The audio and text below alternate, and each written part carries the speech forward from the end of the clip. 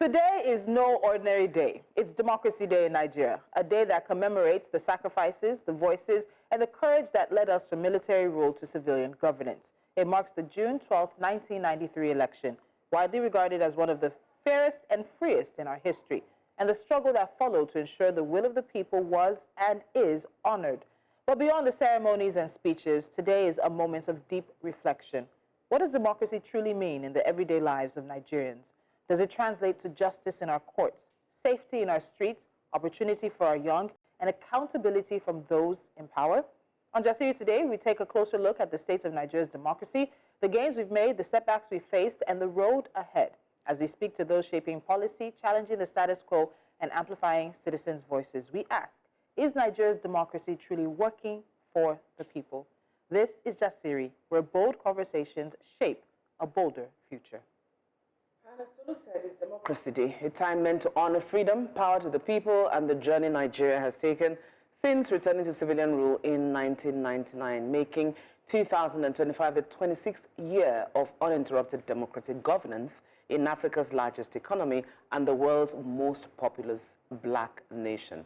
But Democracy Day shouldn't just be a conversation about the quantity and length of our democracy, but also about the quality of the 200+ million Nigerians in this country. Because we need to ask ourselves, what is true democracy without the people? After all, it's supposed to be the government of the people, by the people, and for the people. So let's hear what the people have to say and find out what Democracy Day really means to the everyday Nigerians in 2025. Is it something to celebrate? Is it a time for reflection or just another public holiday? Here's what they had to say on the streets. Democracy, as we all know, is the government of the people, by the people, and for the people. Democracy is supposed to be a government determined by the commoners, that is, the people being ruled. For instance, those who are the common people, the citizens, should have the right to choose whom they want to lead them. Since I was small until today, I have not been seeing anything like democracy in Nigeria. Because he said democracy is a power to the people, by the people, and from the people. But in Nigeria today, the people does not have any power to do anything on their own. It's not that we don't have power. We do. But being to our government now, so it's not all what we say they do. Well, it's a time of restructure, to me. To restructure our nation, put things in order, things that's not working well. When we talk about democracy, we are not enjoying democracy. Because if we enjoy democracy, our vote will count when we vote. So I think it's a time of restructure. It's putting things in place so that common man can enjoy the benefit of this nation. We are not really practicing democracy in Nigeria. Like personal connection, I know you, I know me. That's what we are facing in the nation today. We are not really experiencing the democracy. Just like a normal public holiday for me, because I don't think we value democracy. We don't practice democracy here. We just use it as a term. But in real sense, in real life, we don't practice democracy in Nigeria. We don't. I cannot even rate anything inside. I can't rate anything like democracy in Nigeria because we're not practicing it. And I would say we are not enjoying democracy. Democracy is zero in Nigeria. As far as I'm concerned, we are not enjoying it. I prefer military now. Because the president is going now. I prefer military to take over. Democracy is not working for anybody in this nation. I'll rate it a negative. I can't rate it. Zero is neutral. If I say one, that means you are even, it's neutral, it's negative. I can't call it, because when you say, if you say democracy, I'm a criminologist, I teach criminology. Now, it's assumed that everybody is innocent until proven guilty. In Nigeria, everyone is guilty until proven innocent. So a democracy that says that arrest without a warrant, it's not democratic now. Our leaders have to adjust. All our leaders, they have to adjust. They need to consider the poor masses. Let them have poor masses in mind. They were the one that vote them in there. So let them carry us along, because they're not carrying us along. So for us to enjoy this democracy, they need to carry everybody along. Let the voice of the less speak. Let the voice of masses speak. We should plead to our president that they should please try and do more because we are lacking a lot of things in Nigeria now, that which is affecting us. So I plead to Nigeria, I plead to the president, to the governor that they should please, as in they should look into what is happening in Nigeria now, because a lot of things is happening in Nigeria now that it's really affecting everyone. Like a father to us, is our father. Every father is supposed to pay attention to his child. I'm telling Mr. President to please listen to your children. Listen to your children. Give us at least the freedom to have our own opinion. Mr. President should look into the education system, then he should look into the work system. The youths are in the streets, there is no work. The graduates are doing something that they are not supposed to be doing to earn a living. So the education system, you should look into the health system, and then it should provide jobs for the youths. Please, we need to go back to the drawing table, whereby we have to convene a kind of a meeting where we have all the stakeholders of the country, the northerners, the southerners, the easterners, and everybody. We need to start the country afresh. We need to scatter whatever has been existing. Let us start afresh, because the white man have come and handed over Nigeria to us like a gift. They tried their best. I don't want to demonize them. They've done their best. Now, the responsibility is up to us. We have come of age. Nigeria have come of age. It is now time for him to convey a national convention that will determine how we want to be ruled. I would stand with that activist called Peter Rants for a change in Nigeria. He will say something that let there be reform in every, not just election, in every other practice. And I tell people something, I said, it starts from the house. It starts from the home. It starts from the policies you bring into your own homes. Because if you don't bring, if your home is not firm, the country can't be firm. And that is what Nigerians have to say very quickly, because it's a whole lineup of things happening across the country, and we want to go back to our Abuja correspondent. Just to let you know, joining us in the studio, we have Zil Akarewe. He is the CEO of Graham Black Advisory, and he's someone who's had a lot to say on Nigeria's democracy in recent years. Zil, welcome to Jasiri. Thank you very much. Your debt is not paid back, don't worry. It is. It's not. I was literally kidnapped to be here. So well, it's all right. But one very quick question before we go to our correspondents. Are you surprised by what Nigerians have to say regarding democracy in the country? No. Why I'm not? not surprised at all. Because, sad to say, and I'll be contrarian here, we're assessing the wrong thing. We're trying to assess a non-existent entity. It would be negative. We don't have a democracy. And what we have is actually, and please guys, just search on it. We have an electocracy. And there's a key difference between a democracy and an electocracy. Can you just define that for the benefit of those? Of those of us who don't understand the electocracy.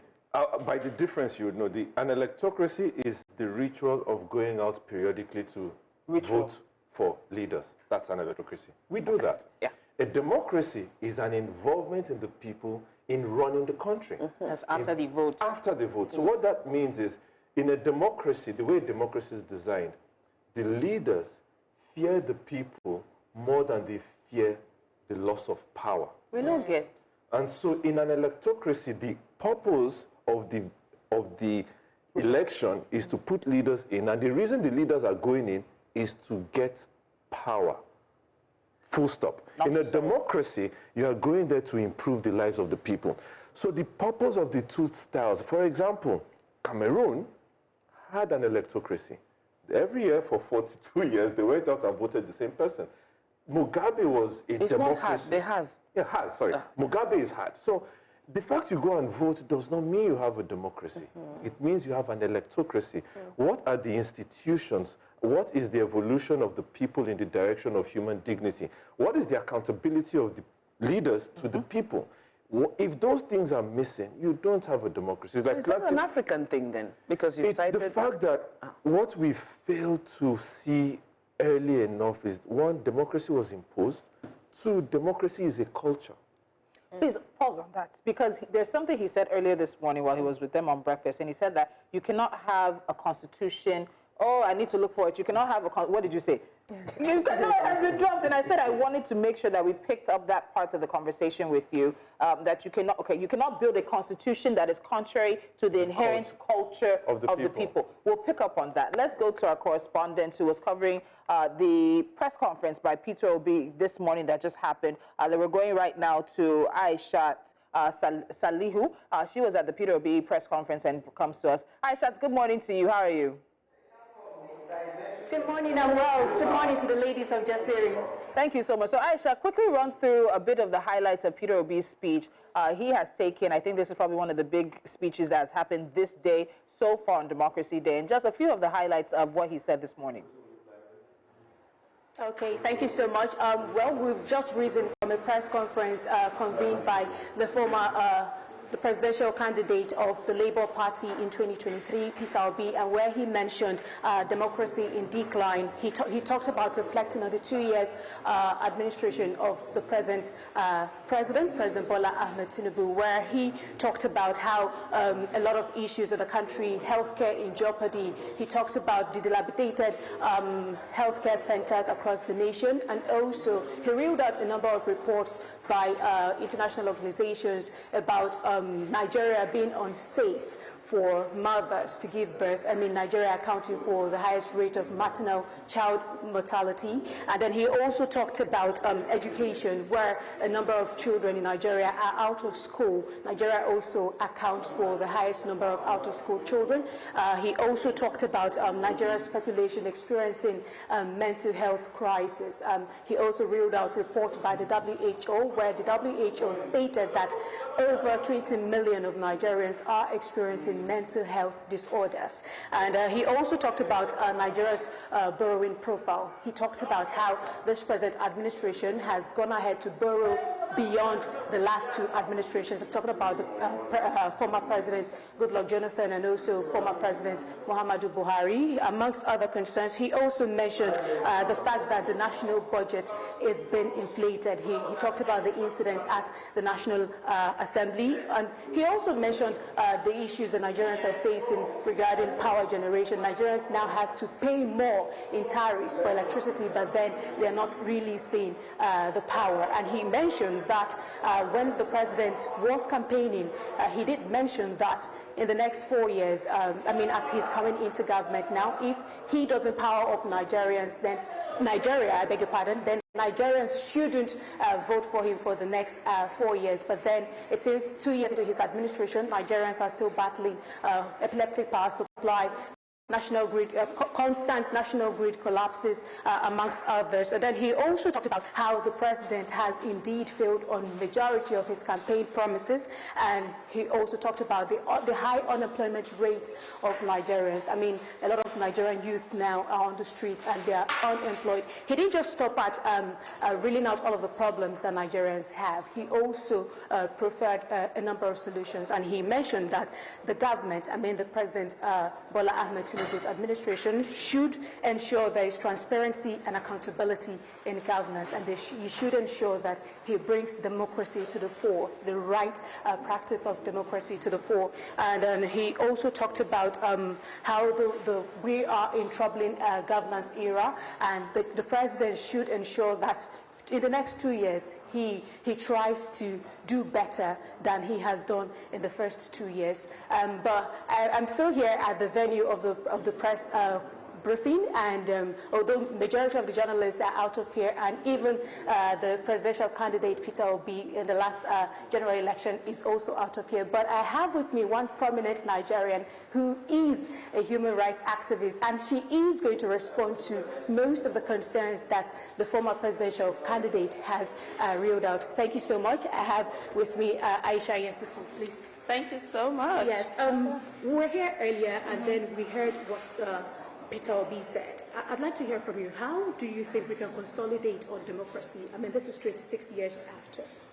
I think the first thing that we need to do, and like you rightly heard him say, where he talked about the former president, Omolola Ololade, who had, admitted that the process that brought him in wasn't a very good process, and he did everything he could to begin to work towards us having a good process. The first thing that needs to happen is the electoral reform. We need to have an electoral reform. We need to have a situation whereby the votes of Nigerians do actually count, and that the mandates of the people is not truncated, because when you truncate the mandates of the people, it's almost like a civilian coup.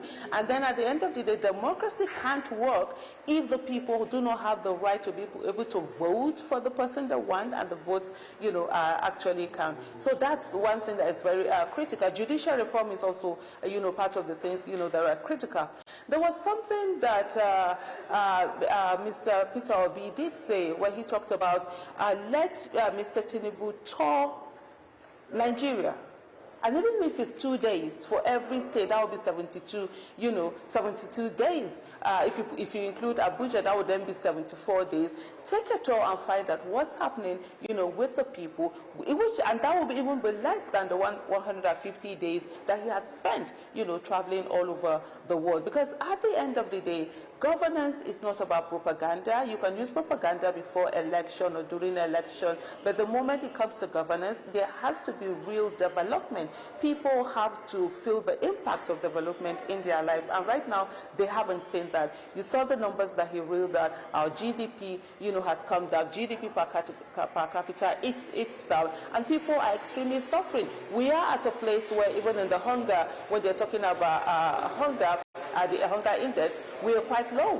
Nigeria has really fallen behind, and a lot of people are starving. We have the highest number of starving babies in the whole world, and we're not the highest in terms of population. We are way above India, that is almost, how many times our population, and these are things that are really worrisome. Some of the things that he also did mention is on the issue of when you're talking about maternal mortalities and infant mortality, and the fact that our numbers are so high. And I think most importantly, he did say when we talk about subsidy removal that has happened, it was supposed to lead to real development. This development, I'm not saying that the focus now should be on education, on health, and pulling people out of poverty. And when all these things are done, Nigerians will begin to feel the impact, and there will not be any need for propaganda. Thank you so much. Well, you've just heard from Aisha Yesufu, human rights activist, and then she's just, talking about what the right steps that the present administration needs to take. I mean, we have just risen from the press conference, and then we're talking about how the government can do better by the citizens. So much. Hello, Aisha. Thank you so much for that update. We'll come back to you. I know that you're going to be spending your day moving around Abuja, and as things develop, we'll be coming back to you and other correspondents. Thank you so much. All right, so we've heard from that, but we are also expecting to go to our correspondent who's covering the demonstrations here in Lagos from the Take It Back movement. But Zil, as we said before that break, that comment you made regarding the Constitution and culture, we want to dig into it a little bit, because it's not often that you hear people openly say that democracy is not working. I think everyone's always afraid, like if you say that this democracy is not working, and kind of feverishly hoping that going to just fall apart. Yeah. But we need to have transparent and honest conversation. So let's dig into that a little bit. Why do you believe what you believe in regards to democracy and the Nigerians? I think the reason is because if you look at the cardinal principles and the foundational issues around a democracy, it sits around citizen involvement. We don't have that. It is around the accountability of government to the people. We don't have that. It is around transparency. We barely have that. And then the focus of a democracy is the well-being of the citizens. If you look at the country and how our government is structured, the focus is the well-being of government. Yeah. It's not, there are very subtle differences, but there are still differences. And analogy I would like to use is you plant a lemon tree and come to appraise it on orange juice. And say, what do you think about the orange juice? And people tell you it's too sour. It's not sour, it's not orange juice. It's lemon, And everybody's saying, no, but this orange, I don't like how it looks. It's not orange, So, and they say, okay, what do we need to do to change it to orange? It's not possible. Orange. We have an electocracy. So the question is, what do we need to do with what we have. We'll keep appraising the electrocracy using the tenets of a democracy. They are not the same thing. They are very similar, but they are not the same thing. The focus of an electrocracy is for politicians to have power. The focus of a democracy is for politicians to have power to make the lives of citizens better. That purpose is what is missing. And you look at the structure of our expenditure, you look at the structure of our social services. I mean, I'll give you an example, and I've said this many times. You look at the public utilities. Our public servants, starting from the president to the minister, to the principal of federal government schools, to judges, to policemen, public servants. How many senior public servants use public utilities? Services. How many? I mean, if the governor of Lagos State had a serious back pain and where he drove to was General Hospital and they tell him you need an MRI and they say the MRI machine is not working, I guarantee you the next day the MRI will. And that's how it works. If you, how many, I mean, there's this video going around now. You have a public servant in a private jet. If the Minister of Education had his kids come back from school, a public school, and say, how was school today? And the child says, I didn't did anything. I promise you, that's Catherine always says. I promise you, things will change. Yes. No, but what we've done is you have public servants in a democracy who are using almost entirely private utilities. And that's because that's why the public service, the public utilities don't improve. And if they don't improve, it means the citizens won't get better. If the citizens don't get better, you don't have a democracy. So, okay, no, hold on. Let's put a pin on that. Oh my God, Zil, I'm saying it in advance. I'm moving this motion that you will come back to have. He said he's claiming his debt is paid. No, you're not. It's far from it because you are opening up some blessings. Was ready to jump into it, but you know we have to join Omolola. We all know that. Listen, this is Democracy Day. Not a lot of people are in the mood to celebrate Democracy Day in the country. Why? Because things are not easy for the average Nigerian, for the common Nigerian. It's difficult to feed. For the common Nigerian, it's difficult to just eke a living. So now, as the country marks another Democracy Day, let's move to see that what will happen in terms of protests.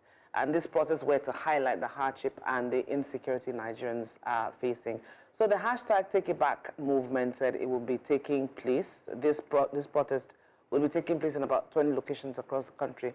And now our Omolola Ololade is joining us in Lagos at one of the locations of the protests.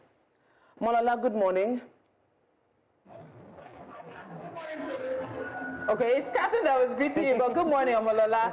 So give us an update on the protest. I believe they were supposed to kick off around 8 a.m. this morning, and it seems that the crowd has gradually increased now. Tell us what's happening around you. On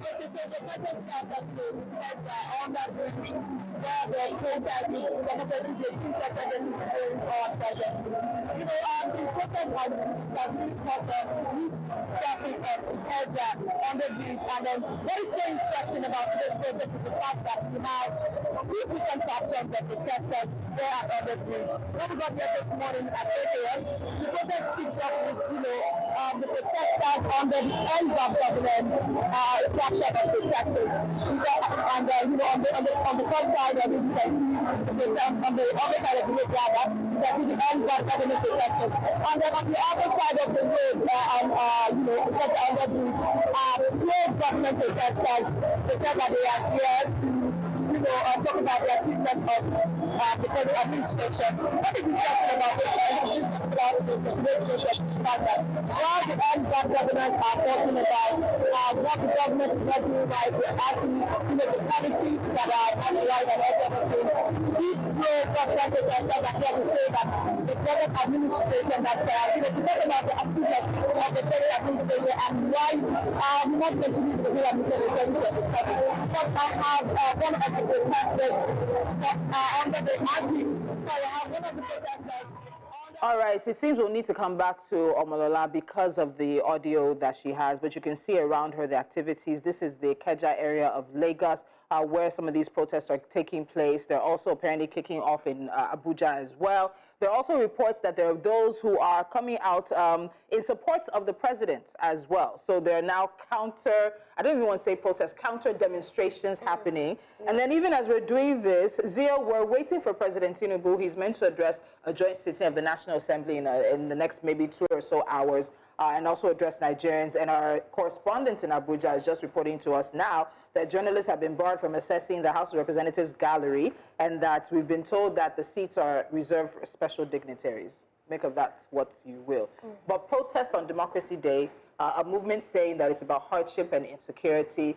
Nigeria has a very rich history of protests, but in these situations in recent times, people often wonder what protests gain the people in the long run. Yeah. Where do you place protests in Nigeria, especially around the 26 years of democracy that we've practiced? I think people protesting is an indication that they don't feel heard. And if you, I ask this to a lot of my friends, and I say, how many of 5 of us here, subject to where you live, how many of you know your state House of Representative? State. That's your voice. You may even do local government chairman. No, that's State House. This is the person that represents you in the government in Lagos State. Do you know who it is? I'm not even talking of access to him. Do you even know who it is? Now, if you don't know, and I think most of us don't know, then you go to the Federal House of Reps, who's your representative, you go to the Senate.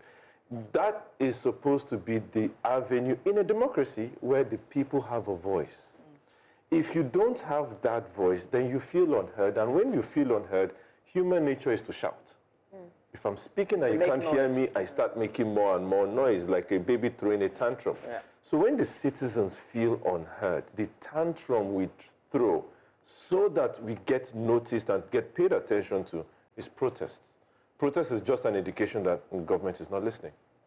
And I think we want the president to listen, that is great, but I think we need to learn to, and like I said earlier, democracy is a culture of building. We don't know the first port of call is my state House of Rep member. I should be able to access him, call him, visit him and say, this is my problem. And then he projects the problem. I don't even know who he is. So we all then throw a tantrum and then it looks like this on the streets. Blessings, you wanted to ask a question? Yeah, so, we've talked about the fact that democracy is not working, right? So I was going to ask about the alternative, but then again... no, we've talked about the fact we don't have a democracy. Okay, yes, it's non-existent, actually. And, the statement or the speech that we listened to before we started said that there's no clear benchmark to determine actual change or transformation when there's actually no transformation. I guess my question is, because at this point, I like to see it as demarcacy. So it's a demarcation between the people and the government. It's true. So it's like we are throwing tantrums, we're shouting, we're making noise at the top of our voice, but they're somewhere and they can hear noises and they're like, just leave them, it will blow over. So what is the alternative? Because clearly protests are not going to work as well. If we say that democracy is non-existent, are we now saying that we want to go back to military rule? Are we saying that we should just hold tight to the electrocracy that we know that we have and just stop being delusional? Sorry, can I add, as she's answering that, I told them on Monday, I was listening to a radio station as I was coming in, and people were romanticizing the time of military dictator Sani Abacha. And so when she talks about this, we heard one person say, let's go back. And so you see a romanticizing of some of the hardest times that Nigerians ever faced because, I said it, Nigerians are falling out of love with this concept of democracy. So, okay, I'll answer that. I'll just answer it the way I know how to answer it. One of the signs of a broken mind is its inability to visualize the future and its desire to return to the past.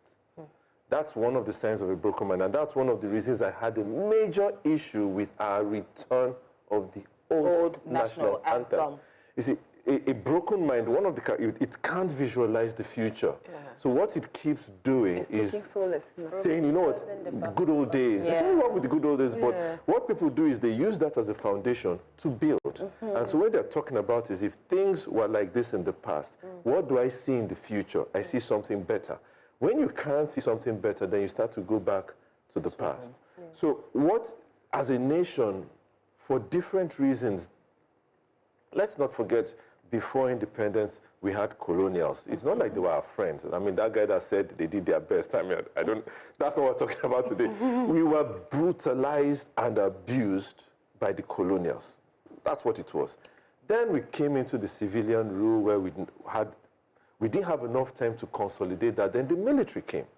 The military consolidated the power of the colonials into themselves and continued the abuse of the people. Yes. And then we had that for 13 years.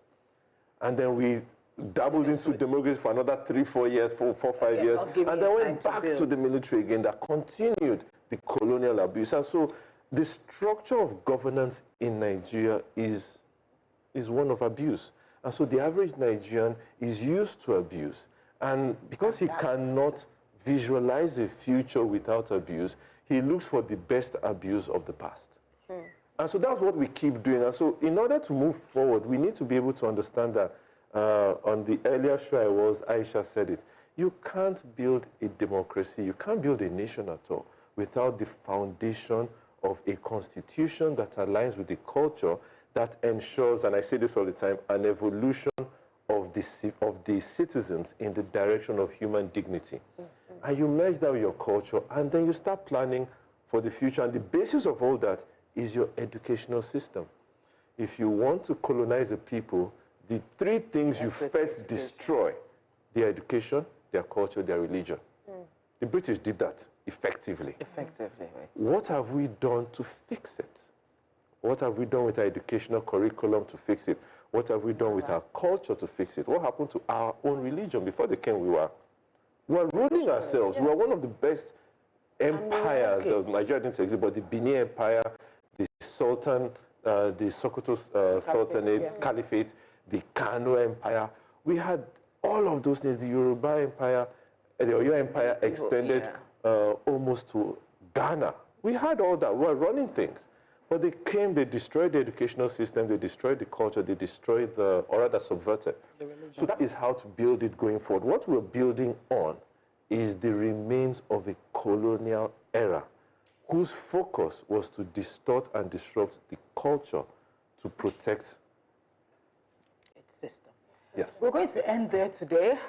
We said earlier that today is also a day for deep reflection, and I think some of the points that Zio has raised right now is Catherine. Catherine has entered a zone right now.